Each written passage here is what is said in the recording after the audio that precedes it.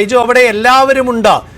പ്രത്യേകിച്ച് അർജുന്റെ കുടുംബാംഗങ്ങൾ, രക്ഷാപ്രവർത്തനത്തിന് തയ്യാറായിട്ടുള്ള വോളണ്ടിയേഴ്സ്, അങ്ങനെ ഈ തുടക്കത്തിലെ പിഴവുകളെല്ലാം പരിഹരിച്ച് നമ്മൾ മുന്നോട്ട് പോകുന്നു.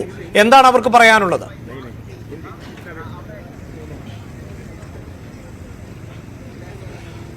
അഭിലാഷേ, തീർച്ചയായും ഇപ്പോൾ എന്നോടൊപ്പമുള്ളത് അർജുന്റെ സഹോദരൻ പ്രസാദാണ്. പ്രസാദിലേക്ക് തന്നെ നമുക്ക് പോകാം. പ്രസാദ്, എങ്ങനെ കാണുന്നു ഇപ്പോൾ ഈ പ്രവർത്തനം?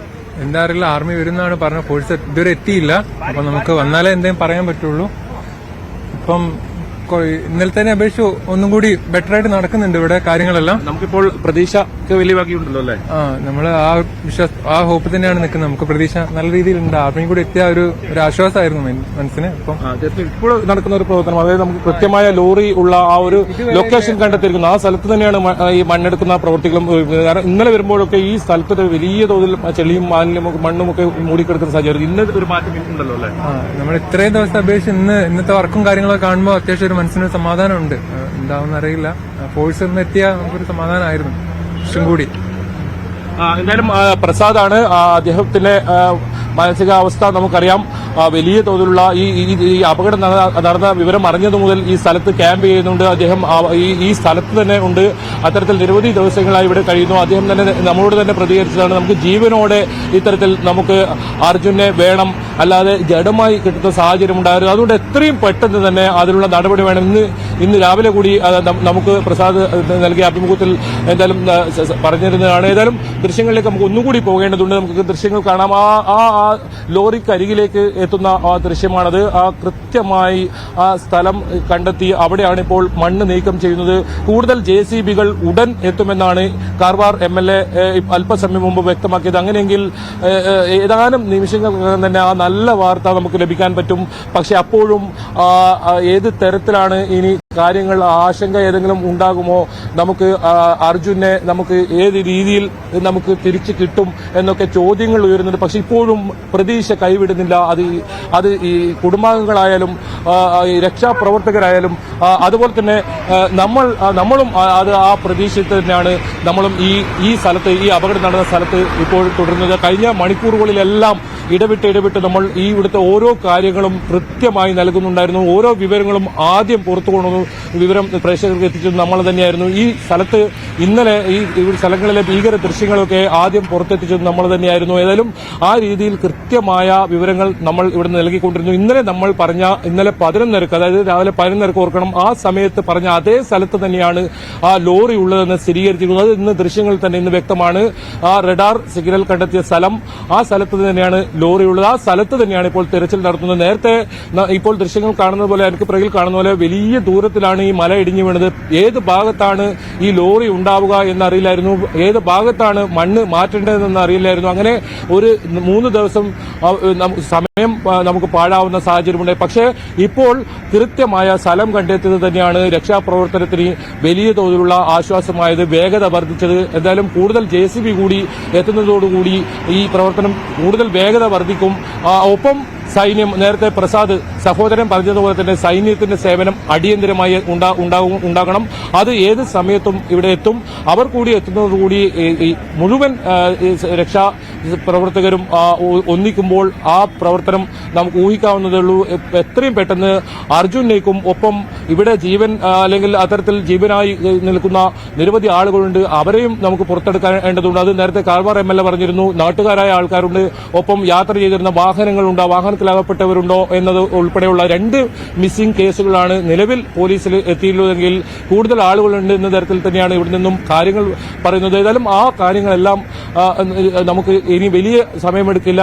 കാലാവസ്ഥ അനുകൂലമാണ്, മഴ മാറി നിൽക്കുന്ന സാഹചര്യമുണ്ട്. ചാറ്റൽ മഴ നിലവിൽ ബുദ്ധിമുട്ടുണ്ടാക്കുന്നില്ല. ഏതെങ്കിലും തരത്തിൽ മണ്ണിടിച്ചിലൊന്നും ഇപ്പോൾ നമുക്ക് ഇവിടുന്ന് കാണാൻ സാധിക്കുന്നില്ല. കഴിഞ്ഞ ദിവസം ഉണ്ടായ രീതി അല്ലെങ്കിൽ ആ ഒരു ഭീകരത ഇപ്പോൾ ഇല്ല.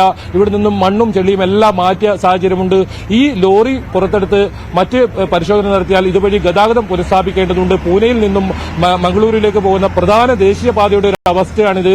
എല്ലാ വാഹനങ്ങളും 2 ഭാഗത്തായി, അതായത് മംഗളൂരിൽ നിന്ന് വരുന്ന വാഹനങ്ങൾ ഇതിന് എനിക്ക് പിറകിലായും അതുപോലെ തന്നെ ഗോവ, പൂനെ തുടങ്ങിയ ഭാഗത്ത് നിന്ന് വരുന്ന വാഹനങ്ങൾ തൊട്ട് അപ്പുറത്തെ ഭാഗത്തായും ഇത്തരത്തിൽ കെട്ടിക്കിടക്കുന്ന അവസ്ഥയാണ്. 4-5 ദിവസമായി ഇവർ ഇവിടെ ഇത്തരത്തിൽ വാഹനങ്ങളുമായി കാത്തിരിക്കുന്നു. ഈ റോഡ് ഗതാഗതം യോഗ്യമായാൽ ഇതുവഴി കടന്നുപോകാൻ.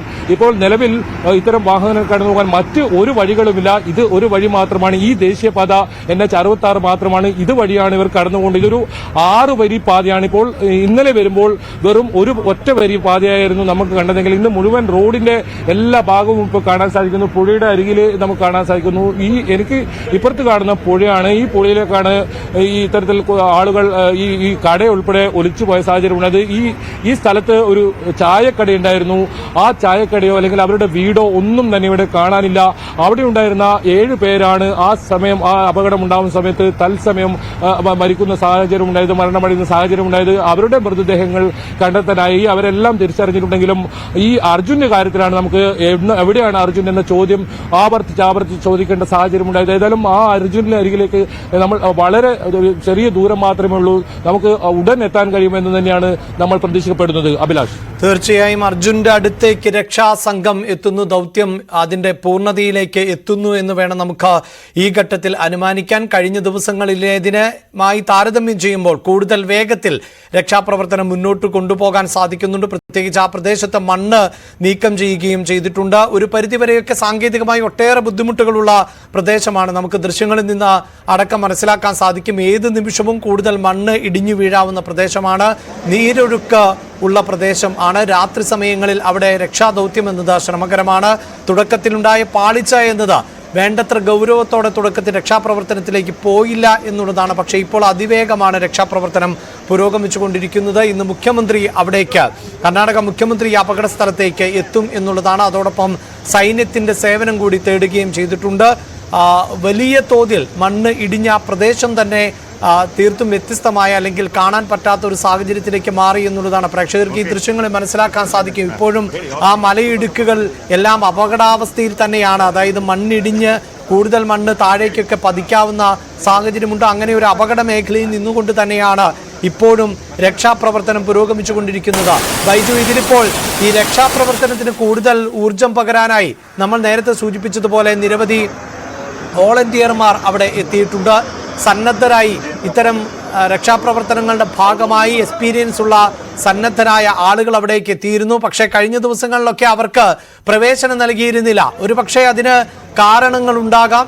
ഈ മണ്ണൊക്കെ കൂടുതൽ ഇടിഞ്ഞ് കൂടുതൽ അപകടത്തിലേക്ക് പോകുന്ന ഒരു സാഹചര്യത്തിലൊക്കെ ഇവരെ ഇത്തരത്തിൽ രക്ഷാപ്രവർത്തനത്തിന്റെ ഭാഗമാക്കുന്നത് കൂടുതൽ അപകടാവസ്ഥ സൃഷ്ടിച്ചേക്കാം. നമുക്കതിനെ പൂർണ്ണമായും തള്ളിക്കളയാനാകില്ല. എങ്കിലും ഇപ്പോഴീ കൂടുതൽ ആളുകൾ എത്തുന്നു. സൈന്യം വരും മണിക്കൂറുകളിൽ ഇതിന്റെ ഭാഗമാകുന്നു. കൂടുതൽ അധികൃതർ, മുഖ്യമന്ത്രിയെ പോലെയുള്ളവർ അവിടേക്ക് എത്തുന്നു. അത് എത്രത്തോളം വേഗത വർദ്ധിപ്പിക്കുന്നുണ്ട് ബൈജു? അഭിലാഷ്, ആ കാര്യത്തിൽ ഇവിടെ എത്തിയത് ഉത്തരാഖണ്ഡിലും അതുപോലെ തന്നെ നിരവധി ഇത്തരത്തിൽ മണ്ണിടിച്ചിലുണ്ടായ പ്രദേശങ്ങളിൽ ഇത്തരത്തിൽ രക്ഷാപ്രവർത്തനത്തിന് നേതൃത്വം നൽകിയ രഞ്ജിത്താണ്. രഞ്ജിത്തിന്റെ കഴിവുകൾ നമുക്കറിയാം.